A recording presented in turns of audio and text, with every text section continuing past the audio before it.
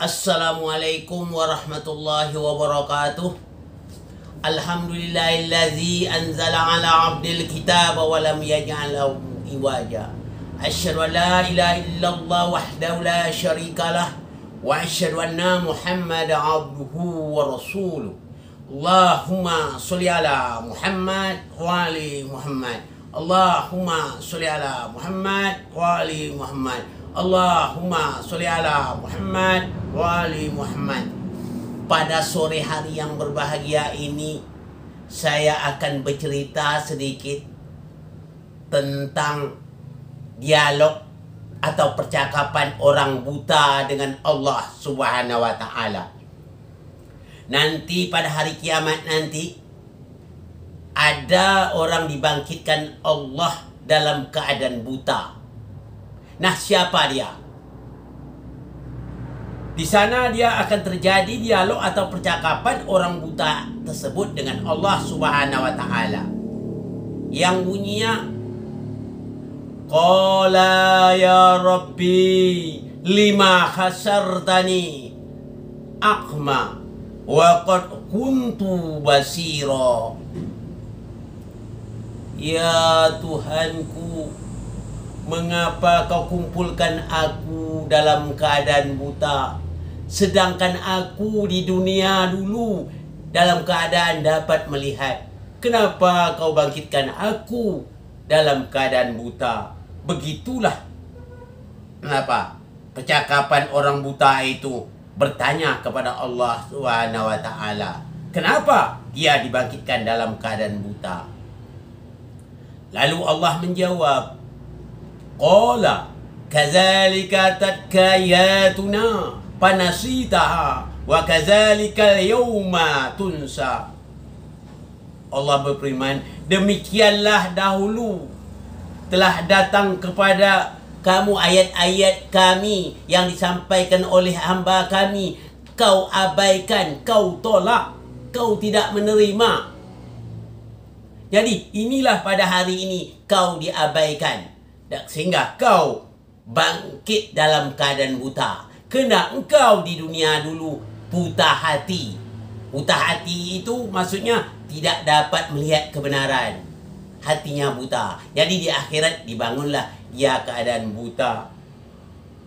Ya Allah, kami dahulu mengikut pembesar kami, orang yang kami akui hebat. Pada saat itu dia banyak pengikut, ya Allah. Kami ramai, ya Allah. Kami banyak yang mendukung dia. Makanya kami beranggapan dialah yang paling benar. Jadi dia beranggapan kena ramai banyak pendukung, kena sangat viral waktu itu, dia beranggapan dialah yang paling benar. Ya, menurut yang banyak, siapa yang banyak itulah benar. Lalu Allah jawab, bukan sudah disampaikan oleh hambaku, wa in tutik aksara man fi ardi yudilluka an sabilillah in yattabi'una ila dhanna wa minhum ila yahrusun. Yang bunyinya artinya, kalau kamu ikuti kebanyakan manusia di muka bumi ini menyesatkan engkau dari jalan Allah, mereka hanya mengira-ngira, zon, atau menyangka-nyangka. Mereka itu kecuali hanya berdusta. Jadi kalau kita hidup di dunia ini, kalau kita mengira-ngira, tidak akan ketemu kebenaran. Kalau kita menyangka-nyangka, tidak ketemu kebenaran. Dusta yang kita peroleh. Makanya kita tidak boleh mengikut mengira-ngira. Mengikut orang banyak kita kira benar. Karena banyak pengikut itu belum tentu, kata Allah. Mengikut kebanyakan orang termasuklah itu jalan yang sesat. Jadi Allah juga mengatakan yang beriman itu, yang bersyukur kepada Allah, qalila, hanya sedikit sekali. Jadi jangan kita merasa bangga kena banyaknya. Jadi orang-orang seperti itu apabila disampaikan kebenaran, disampaikan Al-Quran, memang banyaklah alasannya. Wajarlah dia dibangkitkan Allah dalam keadaan buta. Kalau kita sampaikan, dia jawab, Ustaz kami lebih hebat dari engkau. Mereka lulusan lagi luar negeri. Sangat viral masa kini. Itu jawabnya. Itu apa itu? Bikin tandingan. Sebetulnya yang dibikin tandingan siapa? Dengan Allah yang dibikin tanding. Kita sampaikan kebenaran. Dia cakap juga, kami juga pakai Quran. Kami, guru-guru kami juga dari tamatan lagi luar negeri.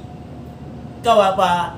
Begitulah dia buat tandingan-tandingan selain dari Allah Subhanahu Wa Taala. Makanya di akhirat kelak nanti dia diabaikan oleh Allah Subhanahu Wa Taala.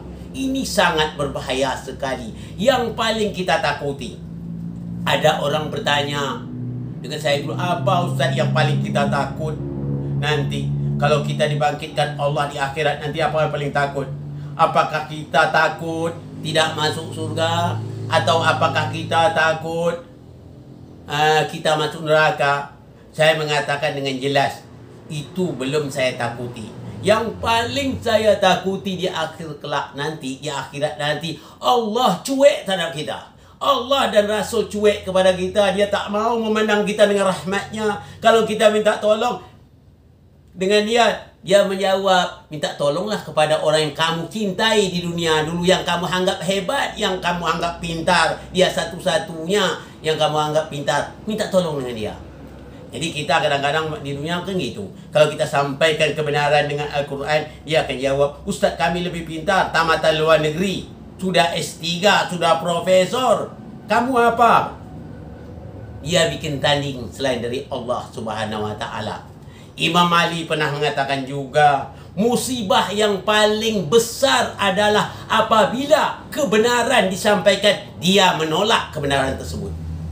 Kita sampaikan Al-Quran, dia jawab, kami juga punya Quran, kami juga punya guru yang hebat lagi pada engkau. Bahkan Allah sampaikan yang jelas dari ayat-ayat Allah, dia nolak, bikin tandingan selain dari Allah. Maka rasakanlah pada hari ini kamu, kata Allah, aku abaikan. Jadi kalau Allah mengabaikan, begitu caranya. Nah, jadi siapa orang yang dibangkitkan Allah dalam keadaan buta itu? Pertama, orang-orang yang di dunia ini hatinya buta. Disampaikan Al-Quran, dia nolak. Alasannya, dia punya guru, punya ustaz lebih hebat lagi. Itu contohnya. Dia mengatakan, orang ustaz dia lebih hebat, yang dijamin. Sedang kau tidak dijamin oleh Allah, katanya. Kau gitu. Dia beranggapan, lihat kami sudah dijamin. Begitu maksudnya. Jadi dia bikin tandingan selain dari Allah. Makanya dia di akhir kelak dibangkitkan oleh Allah dalam keadaan buta. Bermohon kepada Allah. Makanya dia bermohon kepada Allah. Allah jawab, kadzalika takayatuna panasitaha wa kadzalika yauma tunsa. Demikianlah balasannya, kata Allah. Kami datangkan hamba kami menyampaikan ayat kami kepada engkau, kau menolak, kau bikin tandingan selain dari kami. Rasakan pada hari ini kami abaikan engkau. Jadi abaikan tidak dipedulikan oleh Allah Subhanahu Wa Taala. Dalam kata lain, Allah cuek dengan dia, Rasul cuek dengan dia. Kemana lagi minta tolong? Tak ada kita dapat tolong. Kalau panas hati, masih kita bisa sabar, kita menunggu kalau kita kena panas hati. Tapi kalau kita, Allah dan Rasulnya tidak peduli dengan kita, kemana lagi kita mau lari? Kemana kita mau lari? Allah tidak peduli dengan kita, Rasul tidak peduli dengan kita, kemana mau lari? Panas api masih bisa punya batas.